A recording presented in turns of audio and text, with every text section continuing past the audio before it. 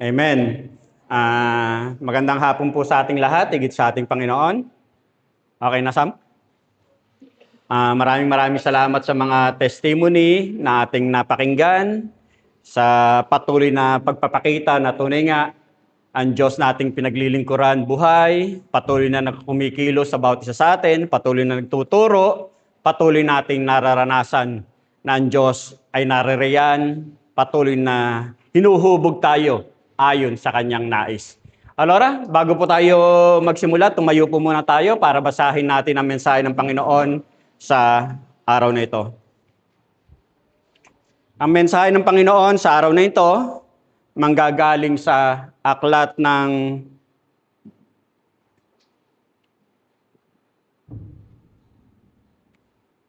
ng Job sa huling chapter, verse 1 to 6.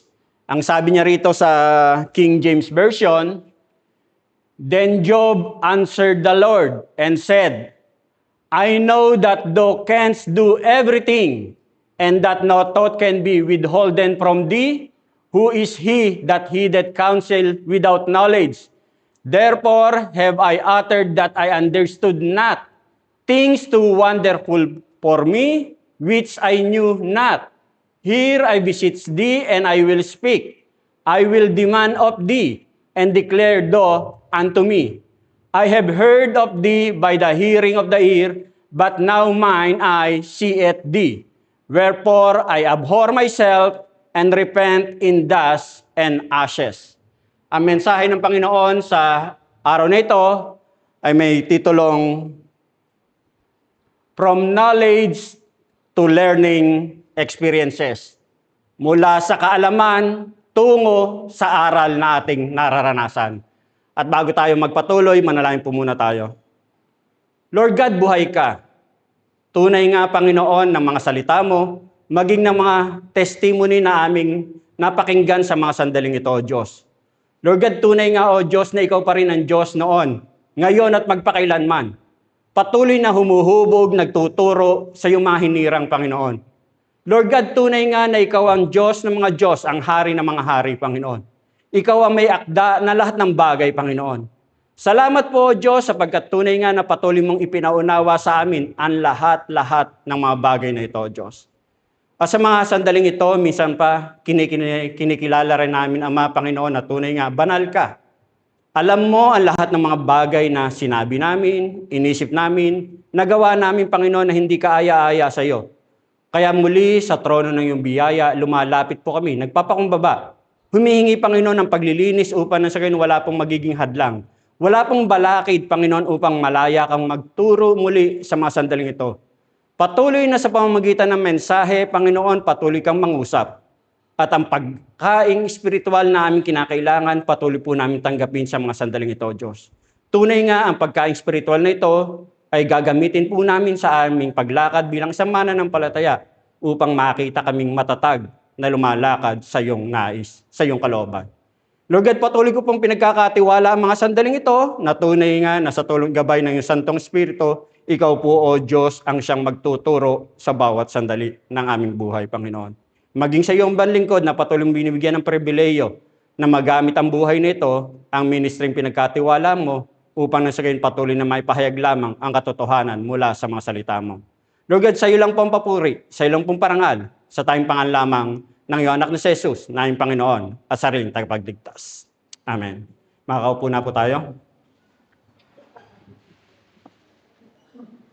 At dito nga, sa ating pag-aaralan, ang sabi nga niya rito, From Knowledge to Learning Experiences.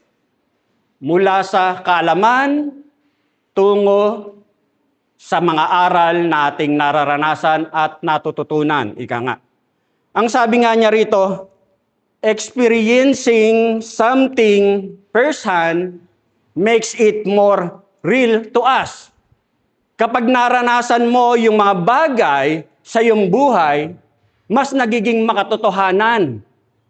Kumbaga, mas nagiging makatotohanan na magtiwala tayo, maunawaan natin, manalig tayo sa mga bagay na ating nababatid sa aral lamang, ika nga. At dito, makita nga natin na para kay Job na ating pag-aaralan sa mga sandaling ito, kumbaga, masyadong malawak, masyadong malalim ang mga aral na itinuro kay Job sa mga talatang ito. Bakit? Kasi, kumbaga makikita natin na mas naranasan niya kung sino ba talaga, mas nakilala niya kung sino talaga ang Diyos para sa buhay niya, ika nga. At dahil dito, kumbaga, ang sabi nga dito sa Job, verse 42, 1-6, we find Job's confession, his moment of repentance, and his knowledge o acknowledgement of God's sovereignty. Kumbaga doon sa mga talatang ating napakinggan, binasa, na humingi ng tawad si Job sapagkat lubusan niyang nakilala ang Diyos. Nanlubusan niyang naintindihan na ang Diyos ang may kontrol sa lahat ng bagay. Ika nga. At ang sabi nga niya rito, Job's journey from suffering and endless questioning to seeing and understanding God's greatness offers us a profound lesson and in faith. Ika nga. Kumbaga dito, makita natin na si Job, kumbaga yung kanyang paglalakbay o paglakad sa kanyang buhay pananampalataya, kumbaga natuto siyang maghirap, natuto rin siyang magtanong sa kanyang buhay pananampalataya, ika nga. At dito, makita nga natin na dahil dito sa buhay na naranasan ni Job, may matututunan tayo, ika nga, bilang lumalakad tayo sa ating buhay pananampalataya. Kasi kung titingnan natin, si Job, malinaw na sinasabi sa mga unang talata ng Job, ika nga, si Job ipinakilala na isang faithful. Faithful siya, tapat siyang lumalakad sa kalooban ng Diyos. Blessed siya, pinagpala siya, wealth, healthy, sa kalusugan, sa kayamanan, karangyaan, blessed siya, ika nga. Pero, dumating pa rin sa punto na siya'y dumating sa matinding suffering, sa matinding paghihirap. At ang tanong nga rito ni Job, faithful ako eh. Dapat akong lumalakad sa kalooban ng Diyos. Pero bakit? Bakit ako dumaranas ng mga ganitong sakit, ganitong paghihirap? Ang sabi ni Job, ika nga. Kumbaga, faithful si Job. Kumbaga, pero bakit pa rin siya dumaan sa mga pagsubok na sobrang siyang nasaktan, nabigatan, hindi niya halos kayanin, ika nga. At dito nga, sa experience nito ni Job, ika nga, mas higit niyang nakilala ang Diyos, at ito yung mas higit na nagpaunawa sa kanya, mas bigay sa kanya ng transformation bilang isang mananampalataya, ika nga. Kaya nga, from knowledge to learning experiences. Mula sa karunungan lamang, sa alam mo lang, hanggang ito'y iyong maranasan. Ika nga. Sa ating pag-aaralan, meron tayong tatlong main key points na titingnan. Ang sabi niya rito, learning to acknowledge God's way. Yung matuto tayo na kilalanin ang kaparaanan ng Diyos. Ika nga. Learning to acknowledge God's way. Matuto tayong kilalanin ang kaparaanan ng Diyos. Malinaw na sinasabi ng Biblia na the just shall live by faith. Ang siyang makatwiran ay lalakad sa kanyang pananalig. Ang isang makatuwiran ay lalakad sa kanyang pananampalataya. Kumbaga, at dito sinasabi nga na faith in God can only happen when we come to experience of God's statement. Kumbaga yung pananampalataya talaga sa Diyos ay maintindihan lang talaga natin, maunawaan lang natin kapag naintindihan na natin yung sinasabi niya sa verse 2 na I know that you can do all things. Alam kong ang lahat ng bagay ay kaya ninyong gawin at walang makapipigil sa lahat ng inyong balakin. Kumbaga sinasabi niya, yung confidence ni Job sa Diyos na ang lahat ng bagay ay kayang gawin ng Diyos. Ika nga. Lahat. At dito, nakakalungkot lang, ika nga, maraming tao na nagsasabing Kristiyano siya, pero hindi ganito yung kanyang pagkakilala sa Diyos. Ika nga. At dito, kumbaga hindi ganon ang kanilang pagkakaunawa kasi sarili pa rin nila ang nasusunod. Ika nga. At dito, sinasabi nga natin na yung pinag-aaralan natin dito, tinatalakay natin, ipinakikilala sa mga mensaheng ito, walang iba, si Job. Isang tapat na lingkod ng Diyos. Ika nga. Pero, sa mga sandaling ito, nararanasan din niya. Dumaranas siya ng mga matitinding pagsubok, sakit. Nararanasan niya sa buhay sa mga sandaling ito. Ika nga. At ngayon, ang tanong nga niya, bakit? Bakit niya nararanasan to? Bakit ko nararanasan to? Sabi ni Job. Samantalang ako'y faithful, samantalang ako'y lumalakad sa kalooban ng Diyos. At dito, makita natin na kung pamilyar ka sa aklat ng Job, kumbaga sinagot ng mga kaibigan ni Job yung katanungan niya. Sinagot ng mga kaibigan ni Job ayon lamang sa pagkakaalam ng mga kaibigan niya. Ika nga. Kumbaga dito, katulad sa buhay natin, minsan, ang dami tayong nilalapitang mga opinion, konsilyo, pero konsilyo lang nila yon. Konsilyo ng labas, konsilyo ng social media. Pero ano nga ba ang talagang konsilyo ng Diyos? Ika nga. At dito, sinasabi nga na dahil dito, kumbaga, alam ni Job, kilala ni Job si Yahweh, kilala niya ang Diyos, kaya sinasabi niya, yung mga sinasabi mong konsilyo, alam ko rin yan. Inosente ako dyan sa mga sinasabi mong mga konsilyo. Malinis ang aking kalooban. Ika nga. Yun ang sinasabi ni Job dun sa mga konsilyo ng kanyang kaibigan. Kasi nga isang faithful si Job na lumalakad sa kalooban niya. At yung nagpapayo sa kanya, mga kaibigan lang niya na nagpapayo ayon sa kanilang mga sariling pagkaunawa. Ika nga. At dito, ang sabi nga niya rito, lahat tayo ganun din. Kapag nakakaranas tayo ng mga sitwasyon na para bang nahihirapan ka, lumalakad ka sa kalooban ng Diyos, pero minsan, maging ikaw, nagtatanong din, di ba lumalakad naman ako sa kalooban ng Diyos? Pero bakit din ako nakakaranas ng mga ganitong suffering? Bakit ako nasasaktan? Bakit ako nahihirapan?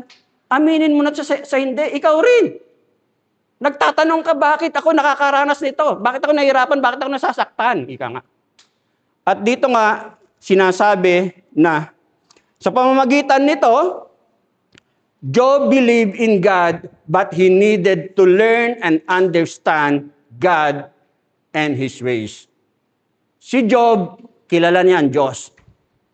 Pero, kinakailangan ni Job na maunawaan kung paano kumikilos ang Diyos, kung paano ang kaparaanan ng Diyos, ika nga. Kailangan niyang maranasan ang kaparaanan ng Diyos, ika nga. Kilala niya ang Diyos, oo, pero kailangan niyang maranasan ang kaparaanan ng Diyos. At dito, ang sabi nga sa Mark, chapter 6, 45 to 48, and straightway he constrained his disciples to get into the ship and to go to the other side before unto Bethsaida, while he sent away the people. And when he had sent them away, he departed into a mountain to pray. And when he even was come, the ship was in the midst of the sea, and he alone on the hand. And he saw them toiling in rowing, for the wind was contrary unto them. And about the fourth watch of the night, he cometh unto them, walking upon the sea, and would have passed by them. Ano yung mga eksenang ito? Ito yung mga eksena na kung saan ay yung disipulo ng ating Panginoon Kristo, sinabi ng ating Panginoon Kristo sa kanyang mga alagad, kailangan nating tumawid sa kabilang ibayo, ika nga. Pupunta tayo dun sa kabilang ibayo, tatawid tayo ng ilog, ika nga. Pero, Kumbaga, sa pagsunod ng mga disipulo na, sumakay sila sa bangka at sila'y tatawid. Pero ang ating Panginoong Kristo umakyat sa bundok at nanalangin. Ika nga. Kumbaga, hindi sumama ang ating Panginoong Kristo doon sa kanyang mga disipulo. Pero yung kanyang mga disipulo, sumunod sa ating Panginoong Kristo na sila'y tatawid.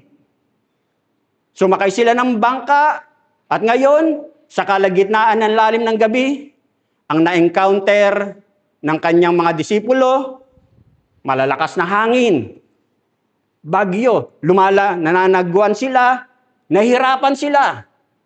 Pagpalagay na natin yung mga difficulties, mga pangit na sitwasyon sa kanilang pagsunod sa utos ng ating Panginoong Kristo. Kumbaga sumunod sila sa utos ng ating Panginoong Kristo na tayo'y tatawid. Pero sa kanilang pagsunod, ang nakasalubong nila, malalakas na hangin, malalaking alon, nahihirapan sila sa pagsagwan sa kanilang pagtawid. Ika nga. At sa sandaling yon, dumating ang ating Panginoong Kristo, lumalakad sa tubig. Kumbaga dito makita natin na ang nag-utos sa mga disipulo na tumawid, walang iba ang ating Panginoong Kristo. Ang Diyos, ika nga. At sa kanilang pagsunod, naka-encounter sila ng difficulties. Naka-encounter sila ng troubles and bad circumstances. May panganib? Oo. May panganib. Pero, walang pagtatapos. Walang kamatayang magaganap, ika nga. Dumating ang ating Panginoon. Tumulong, ika nga. Dito, makita natin na sa buhay natin ganyan. Sa ating paglakad, sa ating buhay pananampalataya, kumbaga, sumusunod tayo, pero sa ating pagsunod, may mga na-encounter tayong mga uncertainties, takot, pangamba. Pero tayo'y sumusunod sa Diyos. Kaya sabi ko, napakabuti talaga ng Panginoon. Marunong talaga ang Diyos. Nung mag-testimony yung ating kapatid, ang sabi niya, Jeremiah 29:11. Ang sabi, "For I know the plans I have for you, declares the Lord. Plans to prosper you and not to harm you, plans to give you hope and a future." Napakabuti talaga ng Panginoon, ano? Ang gandang angkinin, ang daming umaangkin ng pangakong yan. Ang dami. Pero, kumbaga yung pangakong yan ng Diyos, hindi yan nagbabago, eternal yan. Salita ng Diyos yan eh. Pero dapat nating maintindihan na, but what God calls good may not seem good to us in our experience. Yung sinasabi ng Diyos na mabuti, kung mararanasan natin yan, kung minsan hindi yan mabuti sa ating mararanasan. Yun ang realidad. Katulad halimbawa, magpray-pray ka, Lord, maiksi po yung pasensya ko. Mabilis akong magalit, maldita ako. Bibigyan kita ng pasensya. Lagi kang mag-iinit ang ulo mo para masubok yung pagiging pasensyosa mo. Ganon. Kumbaga ganon ang kaparaanan ng Diyos. Ang sabi ng Diyos, bibigyan kita ng magandang future, bibigyan kita ng magandang pag-asa, pero yung kaparaanan ng Diyos, iba ang kaparaanan ng Diyos sa kaparaanan natin na naintindihan. Magkaiba. Kaya dapat nating maintindihan yung mga bagay na yun. Ika nga. Pero, yung lalim, pag naintindihan mo, good talaga yon. Pero yung kaparaanan nga lang talaga ng Diyos, pag mararanasan mo na, kapag may experience mo na, masakit. Masakit. Luluha ka, maglulupasay ka. Pero yung pangako niya na merong pag-asa, may magandang future, totoo yun. Pero kung paano niya gagawin yon, kung minsan masakit. At dito nga, ang sabi nga niya rito, God is much more concerned about His purposes rather than our own personal desires, plans, and purposes. Mas mahalaga sa Diyos kung ano yung kanyang plano. Mas mahalaga sa Diyos kung ano yung kanyang layunin. Mas mahalaga sa Diyos kung ano yung goal niya para sa iyo. Kesa kung ano yung comfort mo, kung ano yung desire mo, kung ano yung sarili mong plano. Mas mahalaga yon. Hindi niya, masaktan ka, pero alam kong much better sa iyo yung mangyayari sa iyo. Ganon. Kaya nga dito makita natin na sinasabi nga na hindi hahayaan ng Diyos na yung personal comfort mo ang siyang hahadlang sa plano niya para sa iyo. Hindi hahayaan ng Diyos yun. Yung kung saan ka komportable, pero alam niyang napapahamak ka, hindi niya hahayaan yon. Kumbaga, kahit masaktan ka, pero alam kong much better itong plano ko para sa iyo. Yun ang reality ng kaparaanan ng Diyos, ika nga. At dito, kumbaga, dapat nating maintindihan na sa lahat ng mga plano ng Diyos, sa layunin ng Diyos, ang mahayag doon, yung glory ng Diyos. Yung will ng Diyos. Yung mga plano mo na pansamantala, kumbaga, pansamantala lang. Pero yung will and plan ng Diyos, kumbaga before the creation, before the foundation of the world, ika nga, nakaplano na yon. Ika nga. Hindi na mababago yun kasi planado na yun ayon sa plano ng Diyos. Kaya dito, ang sabi nga niya rito, as God exercise His will, it may not fit into our plans, will, and desires. Minsan ganon. Habang isinasakatuparan ng Diyos yung plano niya na comfort, hope, and purpose for you, kung minsan talaga hindi yan nakaplano sa kung saan ka may sariling plano, kung saan ka may sariling kagustuhan. Kasi yung plano ng Diyos ang siyang masusunod sa kaparaanan niya. Minsan, inaalaw niya, oo. Para na sa gayon, kapag nangyari na, makikita mo na talagang kahit anong gawin mo, pero kung ito ang plano ng Diyos ang siyang mangyayari at mangyayari. Hindi yun mababago. At dito, ang sabi nga niya rito, by believing, when we experience God's first-hand, katulad nung nangyari kay Job, we begin to understand God as the loving and omnipotent God. Dahil sa pananalig, dahil sa pagtitiwala, dahil naranasan mo, nagpasa, mas naiintindihan mo na talaga ang pag-ibig ng Diyos, ang dakilang kapangyarihan ng Diyos sa buhay mo. Ika nga. At dito, ang sabi nga niya rito, who can do whatever he desires, and what he desires most is a genuine relationship with each of us. Kasi ang talagang nais ng Diyos, yung genuine relationship ng anak ko bilang ang Diyos ang ating Ama. Yun ang gusto ng Diyos. Maging totoo yung ugnayan ng isang mananampalataya sa kanyang Diyos. Pangalawa, na pinaalala sa atin dito, ang sabi niya, learning to acknowledge that's life. Maunawaan natin na sadya na ang buhay ay ganyan. Ika nga.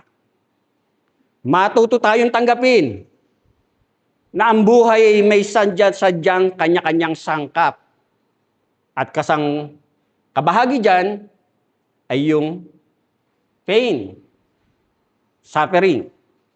Ang sabi nga doon sa verse 3, itinatanong ninyo, sino akong nangahas na kayo'y pag-alinlanganan, gayong ako na may walang nalalaman.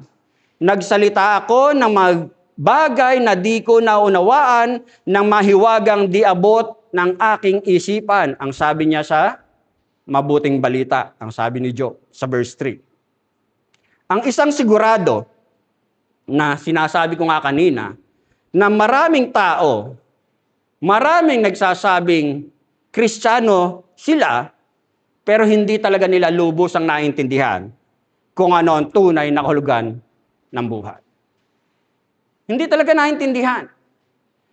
Pero dito nga, ang sabi nga rito, pinaalala mo rito, the days of our years are 80 years and 10. Sa Mabuting Balita, buhay namin umaabot ng 70 taong singkad, minsan na may umaabot na 80 kung malakas.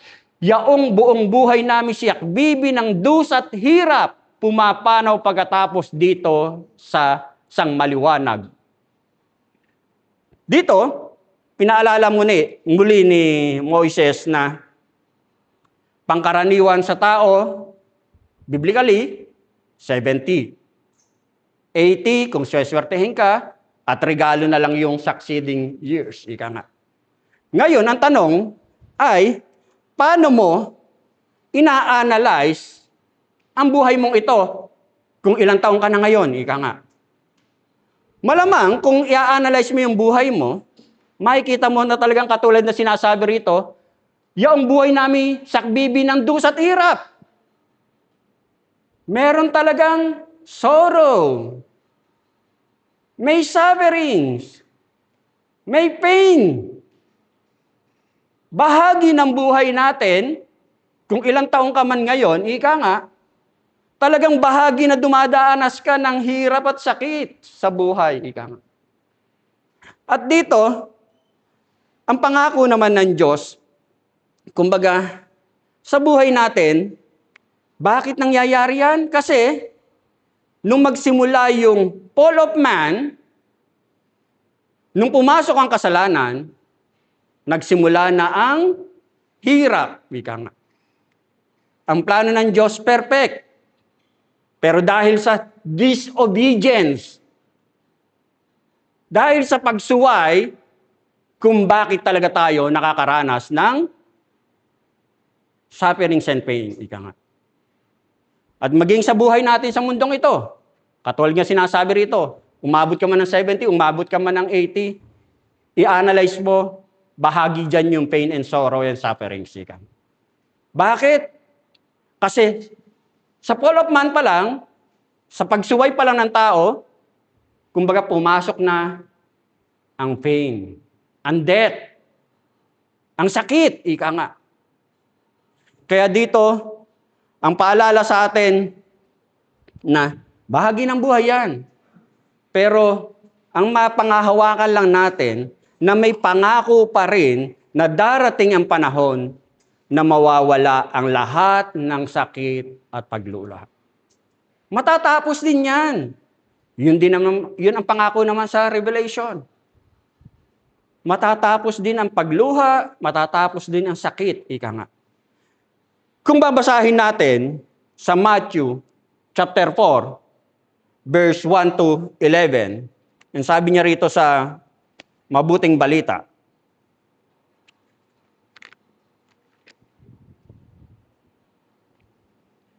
ito yung mga sandaling tinukso ng dyablo ang ating Panginoong Kristo. Sa verse 1 ng Mateo, chapter 4, pagkatapos si Jesus ay dinala ng Espiritu sa ilang upang tuksohin ng dyablo. Doon, 40 araw at 40 gabing nag-aayuno si Jesus. At siya'y nagutom.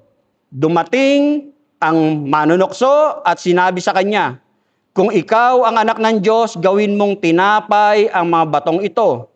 Ngunit sumagot si Jesus, nasusulat, hindi lamang sa tinapay nabubuhay ang tao, kundi sa bawat salitang namumutawi sa bibig ng Diyos. Pagkatapos nito'y dinala siya ng dyablo sa taluktok ng templo sa banal na lungsod. Kung ikaw ang anak ng Diyos, sabi sa kanya, magpatihulog ka, sapagkat nasusulat, ipagbibilin niya sa kanyang mga anghel na ingatan ka, at aalalayan kanila upang hindi ka matisod sa bato. Verse 7, sumagot si Jesus, nasusulat din naman, huwag mong subukin ang Panginoong mong Diyos. Pagkatapos, dinala siya ng dyablo sa isang napakataas na bundok.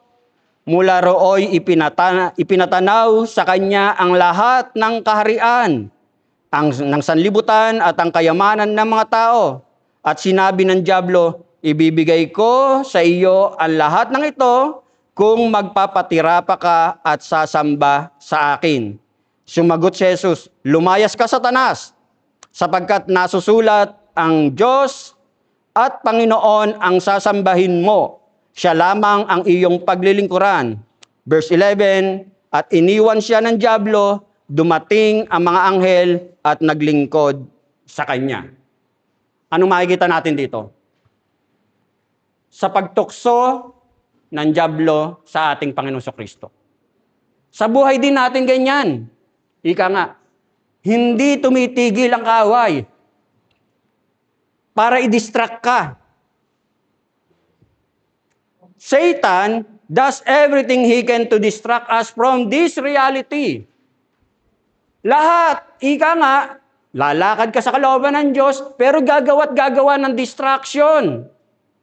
Ang kaaway, para ikaw ay tumigil sa paglilingkod mo sa Diyos, ika nga.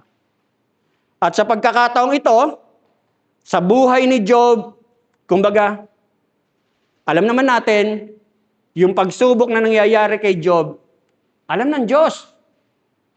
May pahintulot. May pahintulot ng Diyos yung paghihirap nararanasan ni Job. Kumbaga, inalaw niya. Kumbaga, makikita natin na kung minsan nga, yung mga nalalaman mo, mas talaga kang matututo kapag ito'y iyo nang naranasan. Ika nga.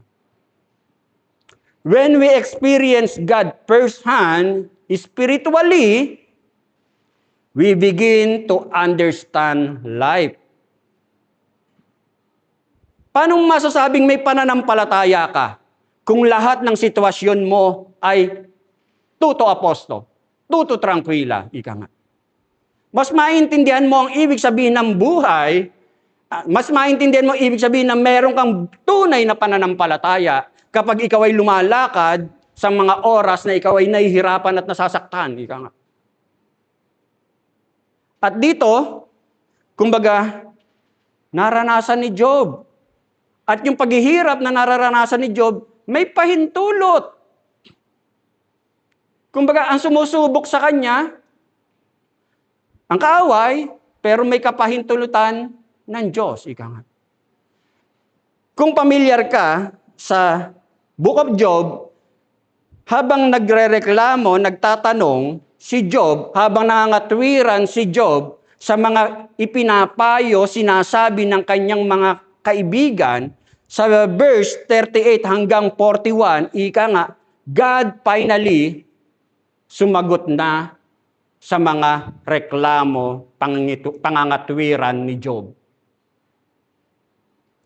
Kumbaga, nagresponde na si Yahweh, ang Diyos kay Job.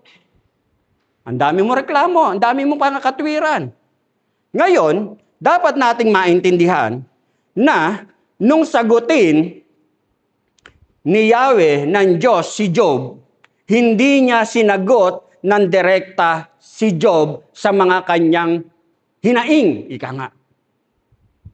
Hindi niya direkta. Ito'y reklamo mo, hindi yan ang sasagot ko sa iyo.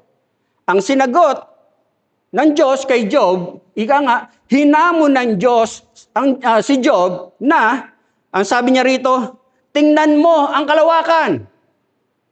Tingnan mo ang mundo. Tingnan mo ang pagitan ng dagat at ng lupa. Maiisip mo ba yung mga bagay na yan kung paano nangyayari yan? Kumbaga yung mga bagay na hindi mo malubos, masagot, maintindihan, ang isinagot ng Diyos kay Job. Kumbaga dito, sinasabi na, kumbaga, yung understanding mo, pagkaunawa mo, limited sa kapangyarihan at karunungan, wisdom ng Diyos. Ika nga. Kaya nga sinabi ni Job do sa verse 5 na, I had heard of you by the hearing of the ear, but now my eye sees you. Kumbaga noon, alam ko lang. Pero ngayon dahil mas naintindihan ko na naranasan ko na, mas alam ko na. Ika nga. At dito, makikita natin na in this encounter, Job is overwhelmed by the majesty and mystery of God. Kumbaga nakita niyo na, Diyos siya, sino ako para ko siya tanungin? Yung kadakilaan ng Diyos, yung glory ng Diyos, hindi ko kayang abutin. Ika nga. At dito, mas nakita niya na ang Diyos, siya talaga ang sovereign God. Siya talaga ang may control, may akda, may control, may hawak ng lahat. Ika nga. At dito, ang Diyos infinitely wise and beyond human judgment. Hindi natin lubusang maintindihan ang kaparaanan ng Diyos sapagkat tayo'y limited lamang. Ika nga. At dito, ang sabi nga niya rito, Job's encounter with God shift his perspective. Natuto siya at mas nakilala niya kung sino ang Diyos. Ang sabi nga niya rito, he realizes that seeing God means surrendering his need to understand everything. Ibig sabihin, naintindihan ni Job na kapag ang titingnan mo ang pagka-Diyos niya, ibig sabihin niya, hindi mo na kailangang dapat pang maintindihan ang lahat ng bagay. Suko ka, ika nga, kasi Diyos siya, ikaw tao lamang. Hindi mo na kailangang maintindihan pa kung bakit nangyayari lahat ng bagay. Kaya nga, the just shall live by faith. Kumbaga, nananampalataya ka na alam mo na kontrol ng Diyos ang lahat na nangyayari sa buhay mo. Kumbaga, surrendering his need to understand everything. Isinusuko na niya lahat. Hindi ko na kailangang maintindihan pa kung bakit, ganyan, paano, anong nangyari, saan ako nagkamali. Kumbaga, alam mong Diyos, may kontrol ng lahat. Kumbaga, kayo na po nakakaalam ng lahat. Ika nga, limited lang ang kakayanan ko. At ang sabi nga niya rito, seeing God meant that Job now understood his place, recognizing God's authority, wisdom, and love. Kapag nakikita mo ang Diyos sa kanyang pagka-Diyos, ang otoridad niya, karunungan niya, ang pag-ibig niya, ang mystery niya, lahat-lahat, hindi mo kayang abutin ang mga bagay na yan. Kaya nga, ang sabi nga dun sa verse 12, sa Psalms 90, ang sabi, teach us to number our days. Turuan mo nawa kaming pahalagahan ang bawat araw. Bilang isang mananampalataya, yun yung dapat nating maintindihan. Turuan mo nawa kami na pahalagahan namin ang bawat araw. Ika nga. Ibig sabihin, mga kapatid, kumbaga, kahit kung minsan para bang ang sakit, ang hirap, hindi ko maintindihan, pero ang iniisip mo pa rin, kumbaga, pahalagahan ko pa rin ang araw na ito kasi biyaya rin na buhay pa tayo sa mga sandaling ito. Maraming tao na naghahangad na madugtungan pa ang buhay niya, pero tayo buhay pa rin. Kaya nga dito, ang pinapaunawa sa atin na hindi na nating kailangan pang maintindihan ang lahat ng bagay. Katulad ni Job na isinukunan niya, yung mga bagay na hindi ko na kailangan pang intindihin ang lahat ng bagay. Kasi nga, Diyos siya, alam ko na siya may control ng buhay ko. At dito, ang paalala sa atin, bilang isang mananampalataya, oo, masakit. Kapag nakakaranas ka ng mga circumstances na hindi umaayon sa plano mo, Nadidisplease ka? Oo. Pero kung alam mo na merong Diyos na may control sa buhay mo, control ang sitwasyon mo, hindi nalilingid ang mga kalalagayan mo, nagsabi na, I will never leave you nor forsake you, ang sabi, the just shall live by faith. Ang isang lumalakad sa katwiran ay lalakad ayon sa kanyang pananampalataya. Pangatlo, learning to acknowledge who we are. Yung matuto tayo, natanggapin kung sino ba tayo. Learning to accept who we are. To acknowledge kung sino tayo. Ika nga. Ang sabi nga niya rito, seeing God today means recognizing God's hand at work in our lives even when we cannot see the full picture. Kapag nakikita mo ang Diyos, ibig sabihin nito, kinikilala mo na ang Diyos ang siyang may control, may akda sa buhay mo, sa buhay ko, sa buhay na isang mananampalataya. Kahit kung minsan, hindi nga natin lubusang maintindihan. Hindi natin makita yung clearer picture ng sitwasyon, ng pangit na sitwasyon. Ika nga. Pero ang sabi, alam kong hawak ng Diyos ang sitwasyong ito. At dito, ibig sabihin, lalapit tayo sa Diyos, bukas ang ating puso, at isinusuko natin na hindi ko na kailangan pang maintindihan lahat. Sabi nga, lalakad lang ako ayon sa mga pangako mo. Ang sabi nga niya rito, in our trials like Job, we may long for answers. Totoo yan, kuminsan. Katulad yung mga testimony ng ating narinig. Kapag lumalakad ka kuminsan sa mga pagsubok, sitwasyon na hindi pabor sa iyo, minsan dumarating talaga na parang, bakit? Saan ako nagkamali? Bakit? Minsan nangyayari talaga yan. Pero ang sabi nga niya rito, but God invites us to move beyond answers into relationship where we find peace not in what we know, but in who we know. Ang mas ninanais ng Diyos ay yung relasyon ko at ng Diyos bilang anak at tatay ko siya, ika nga. At ang sabi, doon tayo makakatagpo ng kapanatagan, ng kapayapaan, kasi alam mo kung sino yung Diyos na may relasyon ka sa Kanya, ika nga. Yun ang pinaunawa sa atin. At dito, ang sabi nga niya rito, when we truly see God, kapag tunay na nakita na natin na gumagalaw ang Diyos sa ating buhay, we are often led to repentance. Kasi nga, bakit ka magtatanong? Nilikha ka lang, creator ang Diyos, ika nga. Not because, katulad nangyari kay Job, ika nga, si Job, nung ma-realize niya to, kumbaga, nagkamali siya. Kasi puro siya pangangatwiran. Nangangatwiran niya, nilalapit niya ang kanyang sarili sa harapan ng Diyos. Ika nga.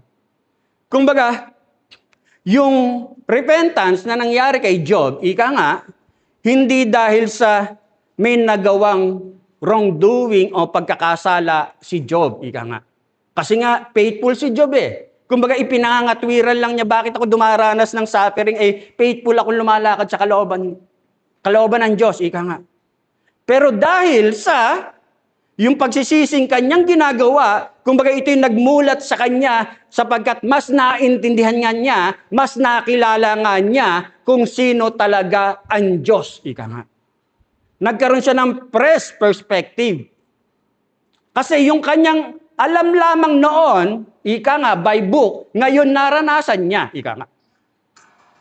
At dito, kumbaga, na-renewed yung kanyang pagtitiwala sa Diyos, na-renewed na alam niya na yung karunungan ng Diyos, yung wisdom ng Diyos, na-renewed kung gaano siya ka-bless, na minahal siya, kinakalinga siya ng Diyos, ika nga. Kumbaga yun yung nagpaalala kay Job. At dito, ang sabi nga niya rito, Job's journey teaches us that sometimes the best to acknowledge God is by surrendering. Katulad ni Job, kumbaga, ang the best na pagkilala natin sa Diyos ay kung paano nga tayo matutong sumuko sa Diyos, ika nga. Kasi kung minsan kasi, sa tao, laging binibigyan pa niya ng halimbawa, parang ganito. May bakod lang. May bakod, ika nga. Hanggang dito ka lang, Diyos, dito ka lang. Pwesto non sito ka, dito liber ako, ika nga. Ganun tayo eh. Non sito ka, pwesto parte. Huwag mong sasalingin ang sitwasyon ko, ang kalalagayan ko, ang bahagi ng buhay kong ito. Pero pag sinabi mong sovereign ang Diyos, siya ang may control, may akda ng lahat, ika nga. At dito, ang sabi nga, pag sinasabi mong ina-acknowledge mo ang Diyos, and the best response na talagang kinikilala mo ang Diyos ay yung matuto kang sumuko sa Kanya. Yun yung itinuro kay Job.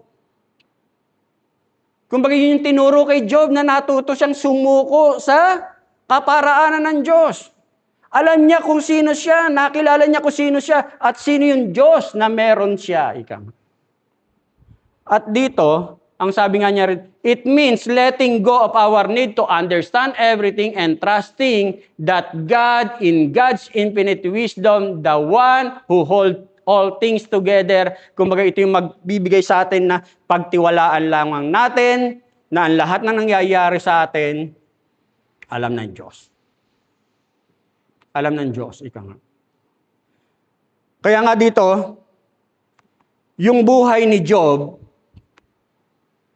ang matututunan natin, ika nga, sa halip na tayo'y magtanong sa mga sitwasyon na bakit nangyayari to, bakit ako nasasaktan, bakit nahihirapan, kaysa magreklamo ka, kaysa mga tuwirang ka kung bakit mo nararanasan, ang tinuturo sa atin ay mas lalo tayong magpuri, sumamba sa Diyos.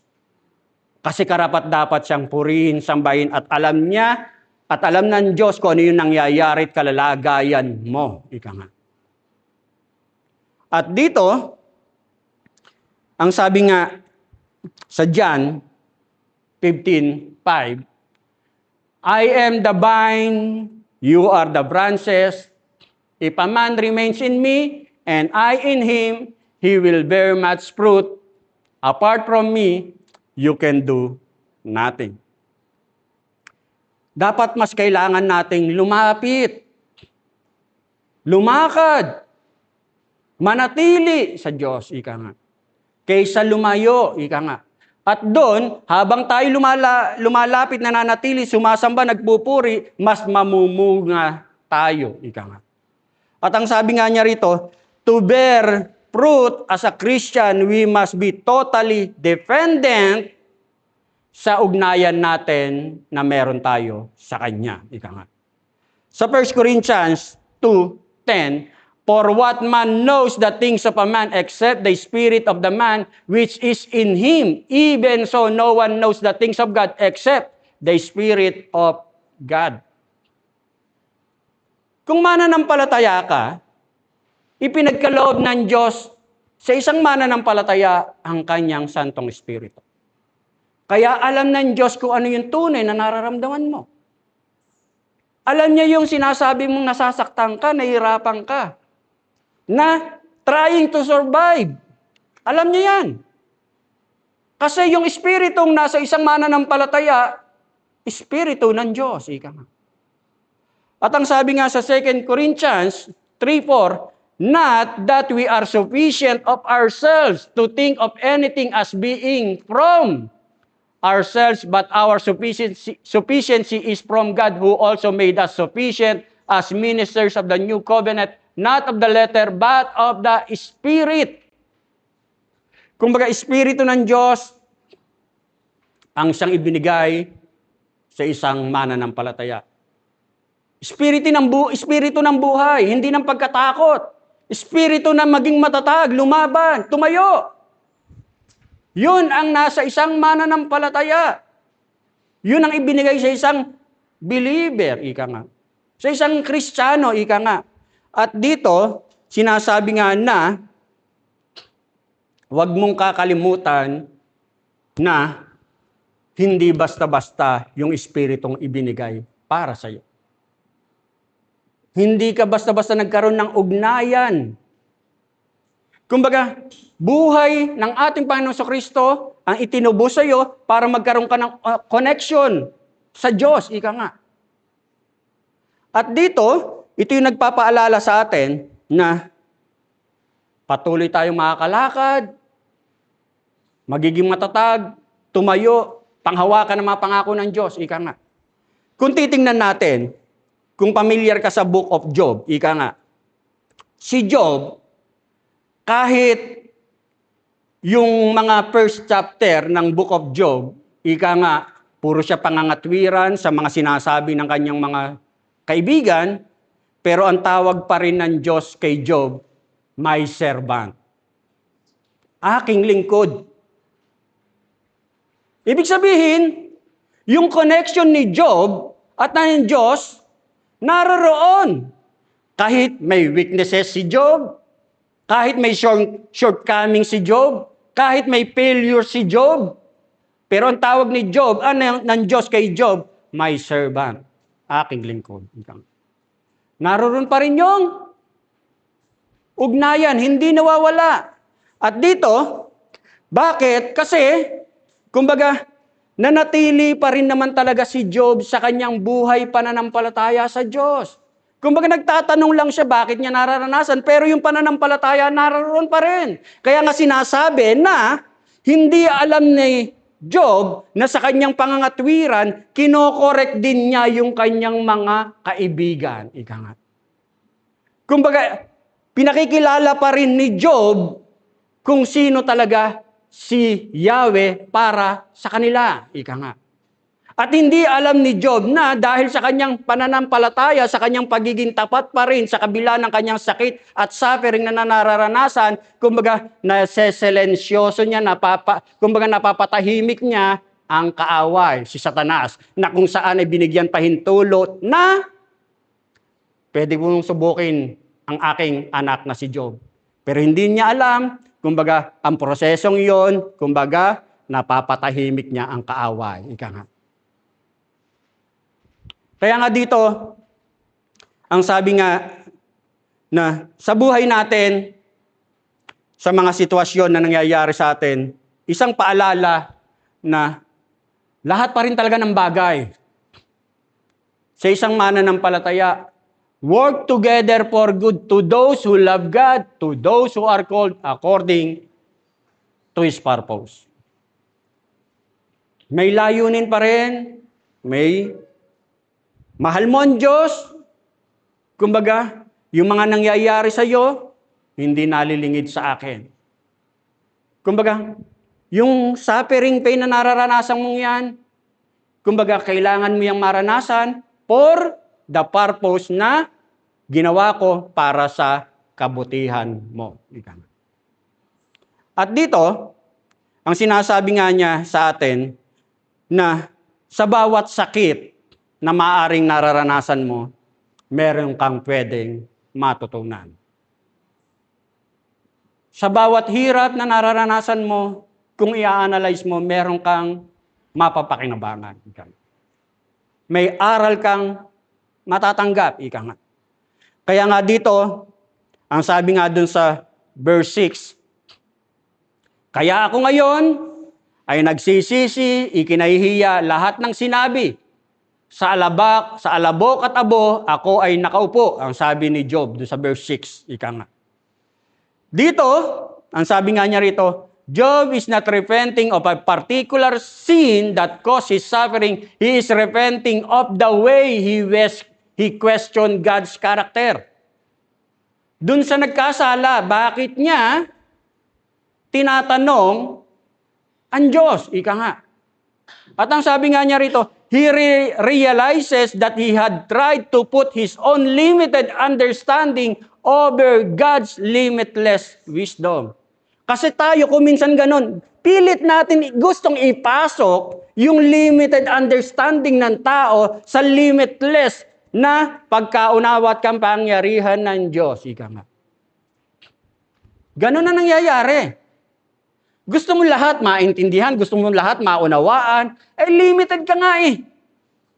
Ay ang Diyos, limitless. Ika nga. Doon nagkasala si Job. Kaya nga ang sabi ng ating Panginoong Kristo, "Blessed are the pure in heart, for they shall see God." Mapalad kapag may puso kang tapat. Ibig sabihin, yun ang talagang mahalaga sa Diyos eh. Yung pagiging makatotohanan, ika nga. Hindi peke. Hindi nagpapanggap, ika nga. Kumbaga, akala mo nakakalusot yung pagsisinungaling mo. Hindi. Sa harapan ng Diyos, hayag lahat. Mapalad ang mga tapat.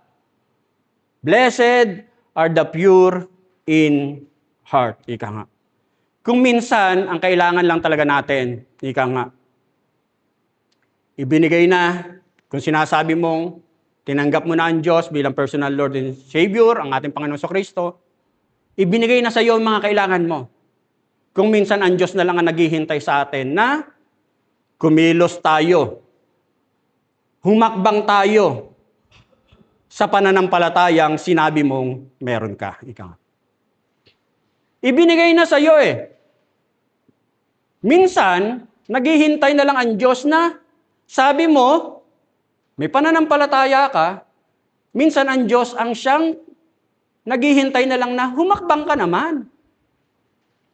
Kaya minsan, kaya ka nararanas ng sakit at hirap. Kasi kapag nasasaktan ka, doon ka minsan natututong lumapit eh.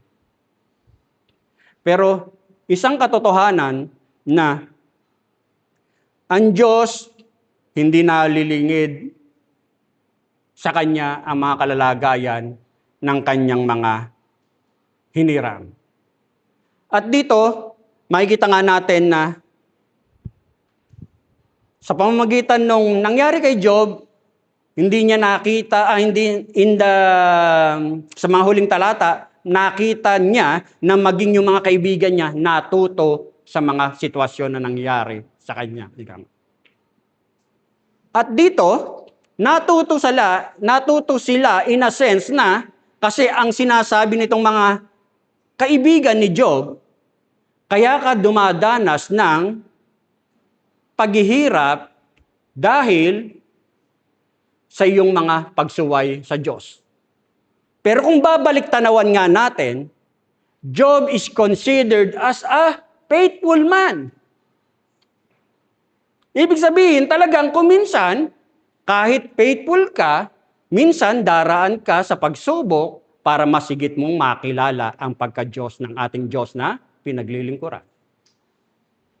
At dito, ibig sabihin, ang sabi nga, naranasan ni Job, kasi nga, Job is considered as a righteous man, but in this experience, Job learned how to humble himself. Natuto siyang maging mababa kasi kinoconsider niya na matuwid ako, pero dahil sa naranasan niyang namatay ang kanyang mga buong pamilya, nawala ang lahat-lahat sa kanya, natuto siyang maging mababa.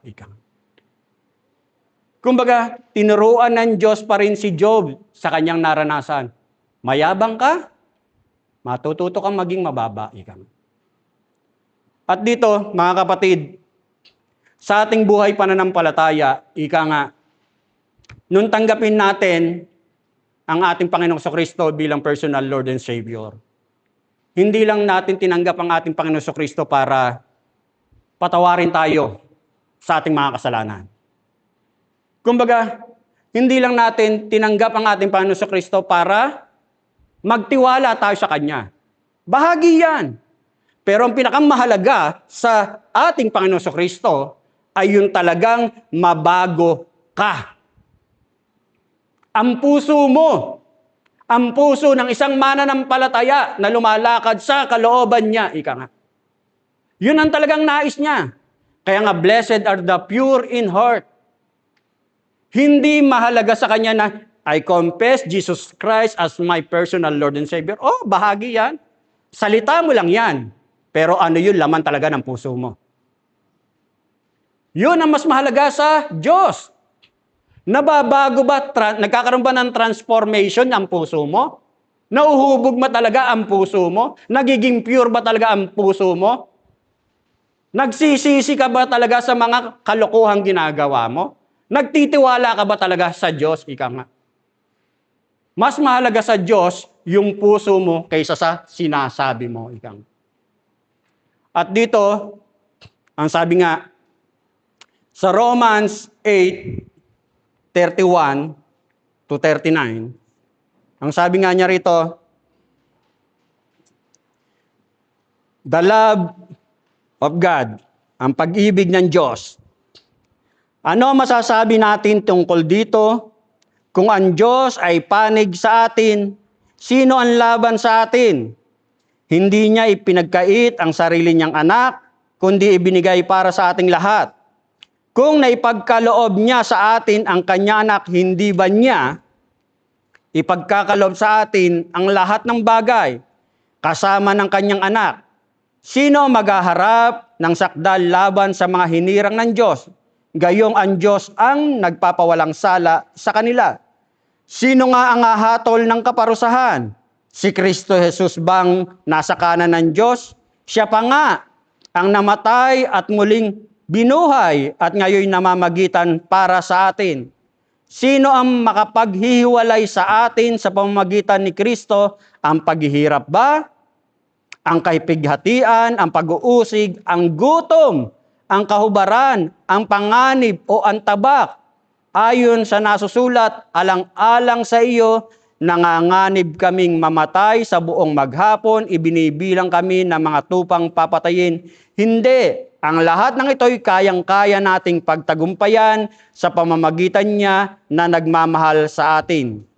Sapagkat natitiyak kong ang kamatayan, ang buhay, ang mga anghel, ang mga pamunuan, ang mga bagay sa kasalukuyan, ang mga bagay na darating, ang mga kapangyarihan, ang kataasan, ang kalaliman o ang alinmang nilalang ay hindi makapaghihiwalay sa atin sa pag-ibig ng Diyos, pag-ibig na ipinadama niya sa atin sa pamamagitan ni Kristo Jesus na ating Panginoon.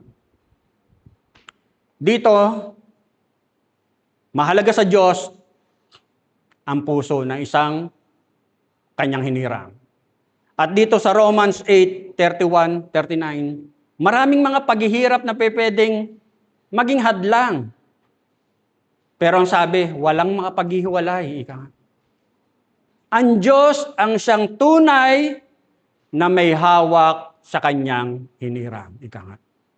Ang Diyos ang may kapit sa iyo. Ano man yung pain, sorrow, trials na akala mo hindi mo kayang pagtagumpayan, hawak ka ng Diyos. Beloved ka, blessed ka, hawak ka ng Diyos. Yun ang pangako niya. At dito, kung matututo lang talaga tayo na tanggapin sa ating buhay pananampalataya na limitado tayo.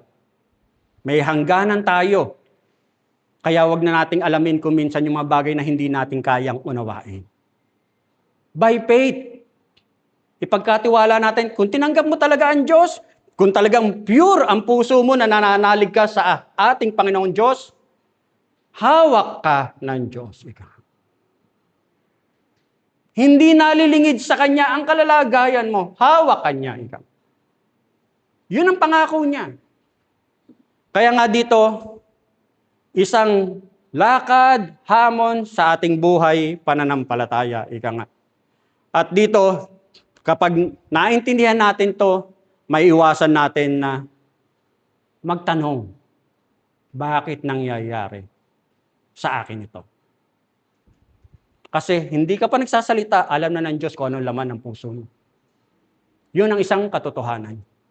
Kaya sa ating pagtatapos, ang sabi nga, from knowledge to learning experiences.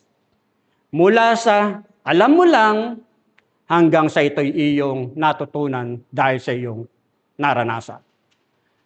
Sa Psalms 118, 5-8, I called upon the Lord in distress.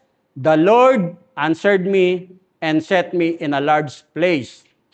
The Lord is on my side. I will not fear. What can man do unto me? The Lord taketh my part with them that help me. Therefore shall I see my desire upon them that hate me. It is better to trust in the Lord than to put confidence in man. Magtiwala lamang tayo. Manalig lamang tayo. Kasi yun ang itinuturo sa atin. Kaya nga mga kapatid, kung dumaranas ka man ng mga sitwasyong hindi mo gusto, do not fear and be still. Huwag kang matakot kasi ang Diyos ang siyang may hawak sa iyo. Magpakatatag ka lamang, ika nga. It's all going to God's plan and will. Kailangan mong daanan yan eh. Kasi nga nakaplano na yan ayon sa nais at layunin ng Diyos. Ika nga.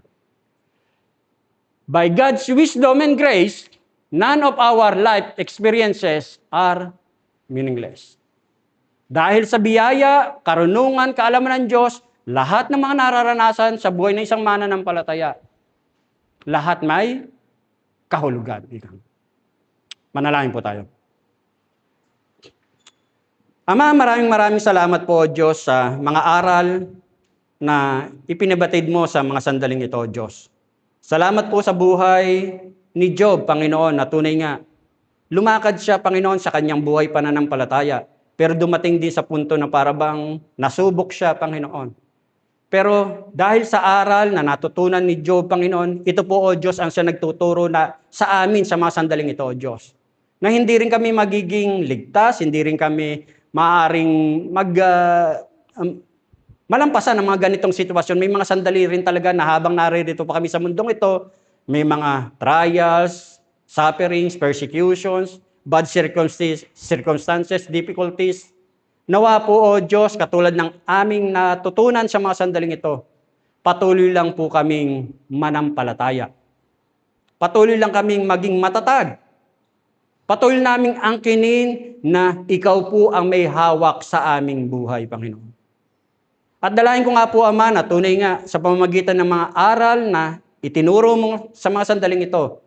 Lord God, sa mga oras na kami nag-aalinlangan, patawarin mo kami, Panginoon. At sa mga oras na akala namin makakalusot kami, Panginoon, sa mga pandaraya na ginagawa namin, hindi. Sapagkat tunay nga, O Diyos, na hayag sa iyo ang lahat, Panginoon. Ang ninanais mo, Panginoon, ay patuloy na maging malinis ang puso ng isang lumalakad sa iyong kalooban, Panginoon. Kaya minsan pa, Ama, dalahin ko, O Diyos, na tunay nga ang mga aral na aming natutunan sa sandaling ito, hindi lang po ito papasok sa kanang tainga namin at lalabas dito sa kaliwa, Panginoon. Dalahin ko nga po, O Diyos, na ito'y papasok sa pinakabang bahagi na aming puso, at ang pananampalatayang ipinagkaloob mo, lalago, Panginoon. Mamumunga, Panginoon. Upang na sa gayon tunay nga na makita sa amin na kami, Panginoon, ay may relasyon sa iyo, Panginoon. Kami, Panginoon, ay isang mananagumpay sapagkat sa mga sandaling ito, masigit ka namin nabibigyan ng parangal, pasasalamat sa lahat ng biyaya at pag-ibig na patuloy mong pinagkakaloob sa amin. Ito po, Diyos, ang aking samdalangin na may pasasalamat sa tayong pangalan lamang ng iyong anak na si Jesus, na aming Panginoon at sariling tagapagligtas. Amen.